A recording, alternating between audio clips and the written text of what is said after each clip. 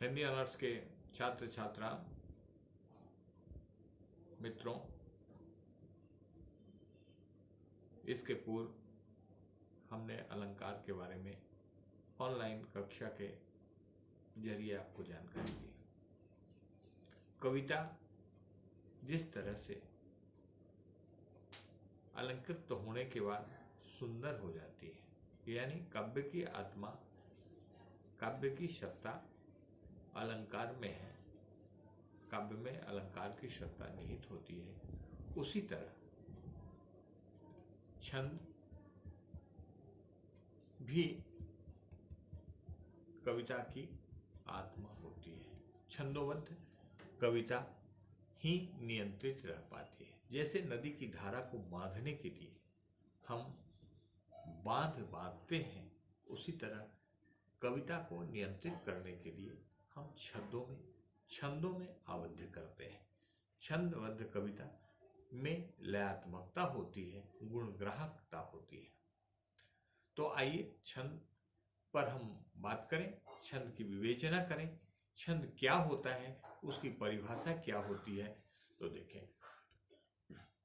जगन्नाथ प्रसाद भानु काव्यशास्त्र के विद्वान हैं। जगन्नाथ प्रसाद भानु कहते हैं कि मत्त वर्ण यति गति नियम अंततः समता बंध जापद रचना में मिले भानु भनत सोई छंद। इसी से मिलते जुलते रूप में छंद की एक सरल परिभाषा हिंदी साहित्य कोश में दी गई है। अक्षरों की संख्या एवं क्रम, मात्रा गणना तथा यति गति आदि से संबंधित विशिष्ट नियमों से नियोजित पद रचना छंद कहलाती है। डॉक्टर श्यामनंदन किशोर ने अपने शोध प्रबंध आधुनिक हिंदी महाकाव्यों का शिल्प विधान, उनका शोध प्रबंध है, उसमें वो लिखते हैं कि मन की ऐंठन, भावनाओं की उमरन घूमरन जिस लय से प्रकट होती है उसे ही छंद कहते हैं। छंद कविता का चरण है, गति है और प्राणों का स्पंदन है। उनके कहने का मतलब है कि छंद अपने आप में गणितिक नियमों की काया है, यानी वह पूरी तरह से गणित का नियम है। और उसमें आबद्ध कविता यानी छंदोबद्ध कविता जो होती है वह सुसज्जित होती है और सुंदर होती है और उसमें गति होती है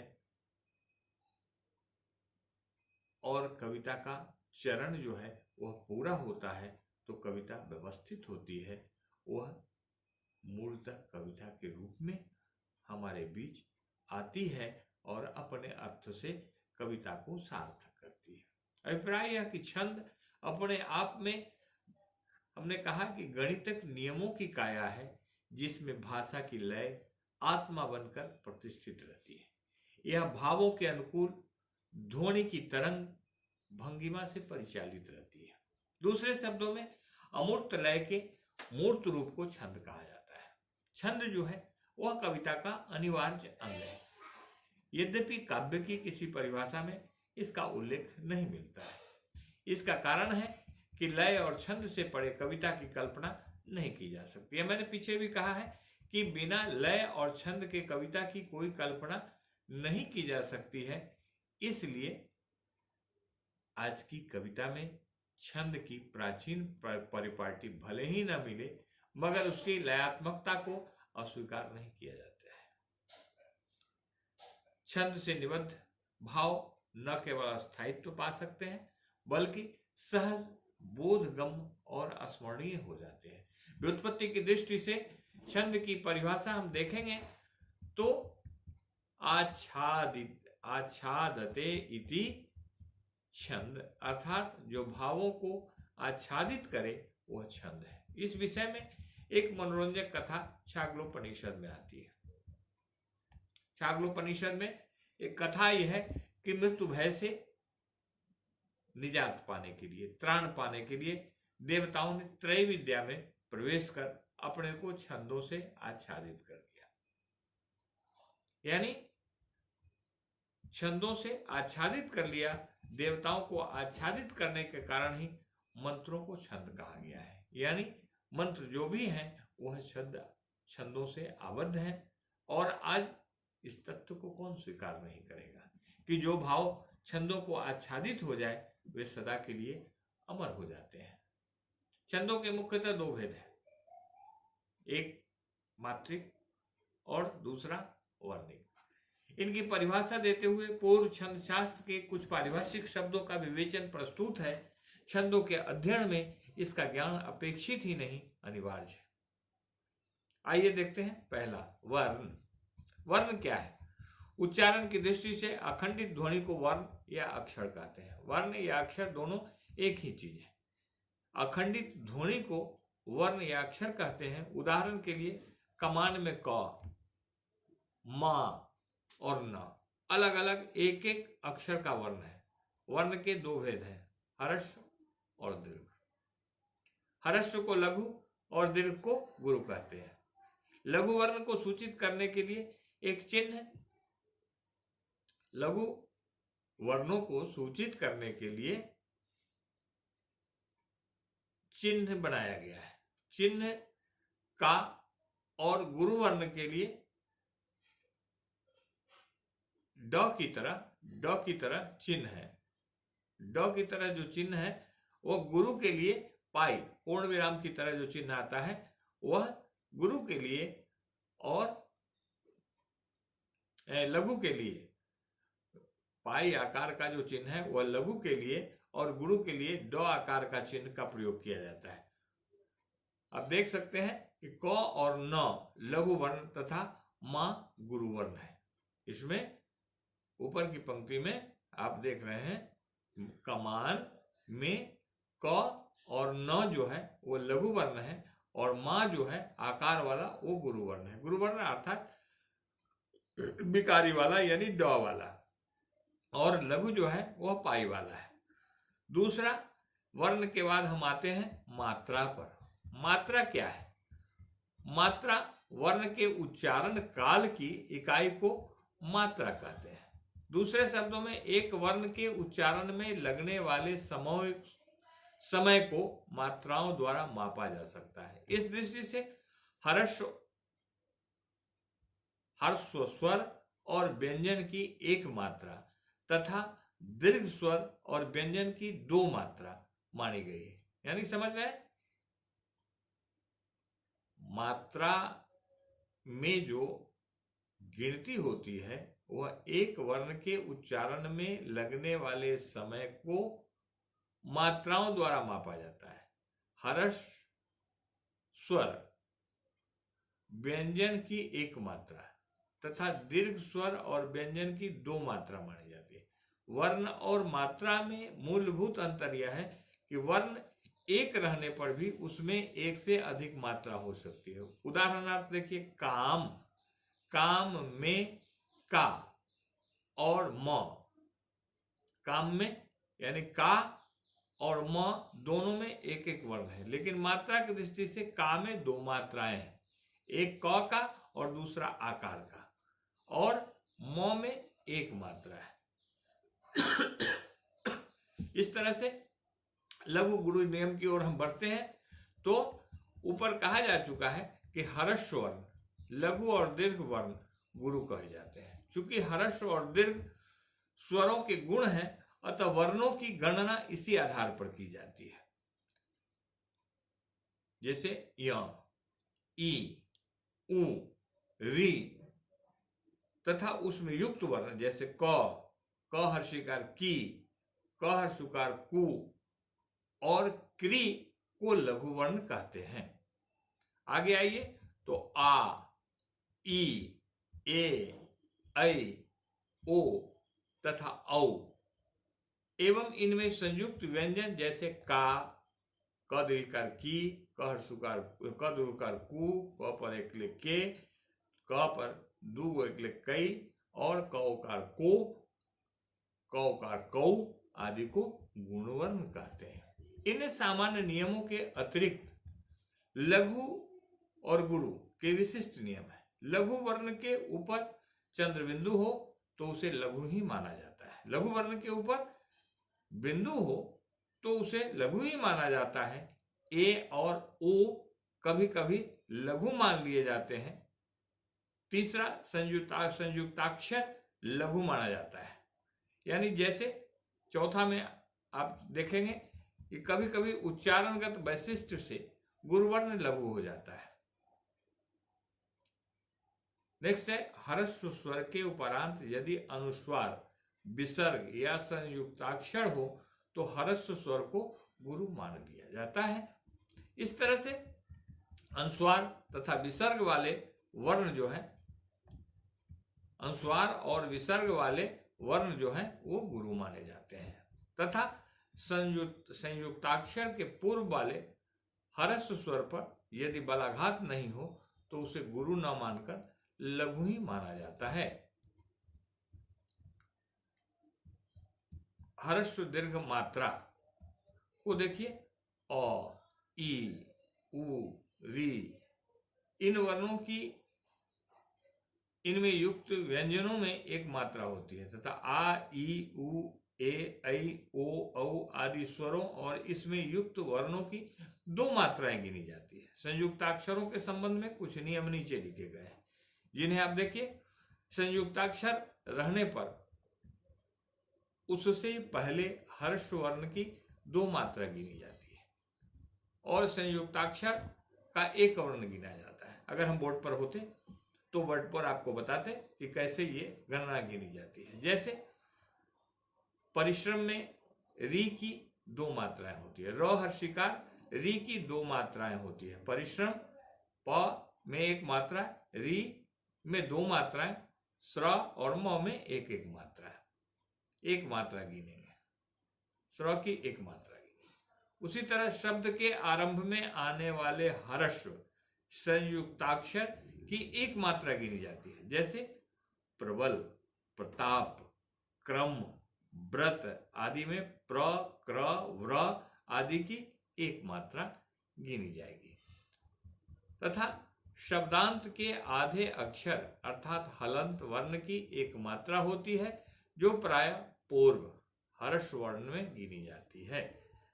तथा शब्द के आरंभ में आने वाले दीर्घ संयुक्ताक्षर की 2 मात्राएं होती है। जैसे प्राण में प्र, तो प्र की 2 मात्राएं, चूंकि यह आरंभ में आए हैं इसलिए 2 मात्राएं होगी। आइए गुण की ओर से, गुण की दृष्टि से विचार करें तो वर्णिक छंदों में 3 वर्णों के समूह को गुण कहते हैं, गण कहते हैं। गण विचार की ओर से उस पर विचार करें तो वर्णिक छंदों में 3 वर्णों के समूह को गण कहते हैं। इन गणों की संख्या 8 है। प्रत्येक गण में लघु और गुरु वर्ण का क्रम निश्चित होता है। इन गणों के नाम और उनमें वर्णों का क्रम निम्न सूत्र से स्पष्ट किया जाता है।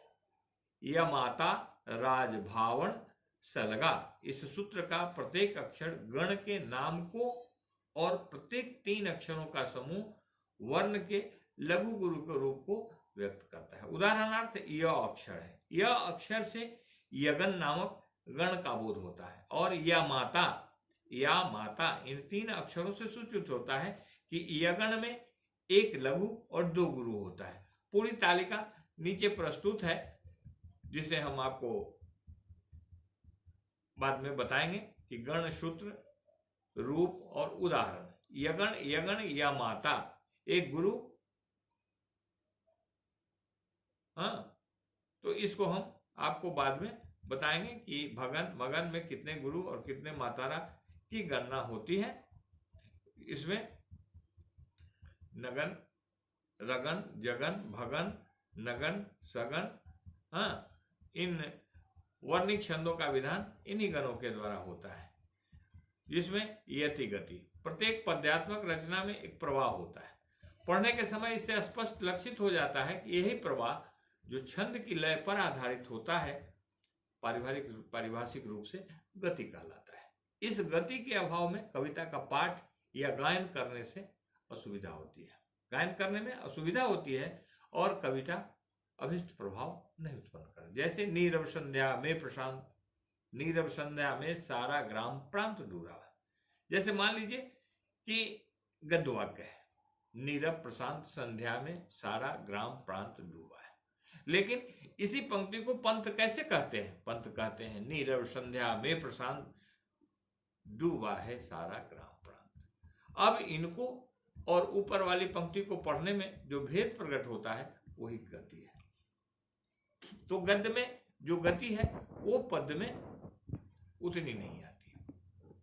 तो इस दृष्टि से आप देखेंगे कि कविता में यति का महत्व न पढ़ने की दृष्टि से है, बल्कि अर्थ और प्रभाव की दृष्टि से भी है। प्राचीन आचार्यों ने तो यति के गलत प्रयोग या उस पर ध्यान न देने से यति भंग दोष भी माना है। जैसे देखिए पंक्ति है, रहीमन पानी राखिए बिन पानी सब सून, पानी गए न उबरे मोती मानस चून। इस दोहे में दो पंक्तियों में 13-13 मात्राओं के बाद कौमा के द्वारा यति का प्रयोग दिखाया गया है ना, समझ रहे हैं? तो इसी तरह चरण या पाद, चरण या पाद एक पूर्ण पंक्ति को कहते हैं जो यति पर समाप्त होती है। छंद पाठ करते समय जिस स्थान पर यति होती है वहां तक की पंक्ति को एक चरण मानते हैं। जैसे चरण धरत शंका करत भावत भोर न सोर, तो पहली पंक्ति हो गई चरण धरत शंका करत। छंद पाठ करते समय यति होती है वहां तक की पंक्ति को एक चरण मानते हैं। तो यति है चरण धरत शंका करत भावत भोर न सोर, ये दूसरी पंक्ति हो गई। और सुबरन को ढूंढत फिरत, फिर कम आ गया तीसरी पंक्ति, कभी व्यभिचारी चोर। इसमें 4 चरण हैं जो अंकों द्वारा स्पष्ट किए गए हैं। छंद शास्त्र के अधिकांश जो शब्द हैं वो इसी तरह है। अब आइए हम सोरठा पर विचार करते हैं। यह ऐसा अर्ध मात्रिक छंद है जो दोहे का ठीक उल्टा होता है, अर्थात इसके पहले तीसरे चरण में 11 और दूसरे चौथे चरण में 13-13 मात्राएं होती है। इसी तरह हमने कहा कि दोहे का उल्टा होता है, तो दोहे को आप देख ले कि वह अर्धमात्रिक छंद है, लेकिन उसके पहले और तीसरे चरण में जो है वह पहले और चौथे चरण में, इसमें पहले और तीसरे चरण में 11, अर्थात इसके पहले और तीसरे चरण में 11, दूसरे चौथे चरण में 13 मात्राएं होती है। तो दोनों की परिभाषा दोहा और सोरठा की इससे स्पष्ट हो जाती है। और अंतिम चरण जो है तुकांत और तुकहीन दोनों होते हैं। जैसे नील सरोरुह श्याम तरुण अरुण वारिज नयन, करऊं सुसम उर्धाम सदा क्षीर सागर सैन। तो इन पंक्तियों को देखिए। दूसरी पंक्ति देखिए, तुलसीदास की मानस की पंक्तियां हैं कि बंदव गुरुपद कंज कृपा सिंधु नर रूप हरि महामोहतम पुंज, फिर जासु बचन रविकर निकर। उसी तरह रोला में आप आइए, रोला को देखिए कि यह 14 मात्राओं का सममात्रिक छंद है। यह 24 मात्राओं का सममात्रिक छंद है जिसमें 11 और 13 पर यति होती है। वर्तमान युग में रोलों में इस यति नियम का पालन नहीं किया जाता है। जैसे फाबड़े और हल राजदंड बंद करने को है, दिनकर की पंक्ति है, फाबड़े में 4 शब्द आ गए और हल में 3 शब्द, और में 3, हल में 2, तो 4 1 5 और 3 8 और 2 और में 3 8 3 11 और राजदंड बनने को। तो इस तरह से 11 और यति 13 शब्द आते हैं। तो उसमें फावरे और हल राजदंड बनने को है, धूसरता सोने से श्रृंगार सजाती है, 2 राह समय के रथ का घर घर नाद सुनो, सिंहासन खाली करो की जनता आती है। तो दिनकर की इन पंक्तियों से यह रोला का जो सममात्रिक छंद है वह स्पष्ट होता है। अनुदाहरण नंदास की रचनाओं और संकेत के बारे में सर का स्मरण किया जा सकता है। राधिका स्वर को देखिए, 13 और 9 मात्राओं का यति वाला सममात्रिक छंद है जो राधिका कहलाता है।